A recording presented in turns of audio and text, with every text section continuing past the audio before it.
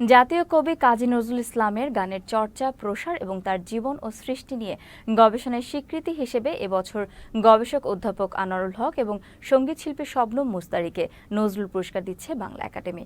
আগামীকাল বিকালে বাংলা একাডেমি আয়োজিত নজরুল জয়ন্তীর অনুষ্ঠানে এই পুরস্কার দেয়া হবে। পুরস্কারের অর্থমূল্য প্রতিটি ১ লাখ টাকা। সঙ্গে দেয়া হবে সম্মাননা স্মারক ও উত্তরীয়। শবনম মুস্তারী নজরুল সঙ্গীতের চর্চা শুরু করেন ৬০-এর দশকের শুরুতে। একটা সময় টেলিভিশনের নজরুল সঙ্গীতের অনুষ্ঠান মানেই ছিল সঙ্গীতশিল্পী শবনম মুস্তারীর উজ্জ্বল উপস্থিতি। নজরুলের গানের চর্চা ও প্রসারে অবদান রাখার জন্য ১৯৯৭ সালে শবনম মুস্তারী পেয়েছিলেন ২১শে পদক।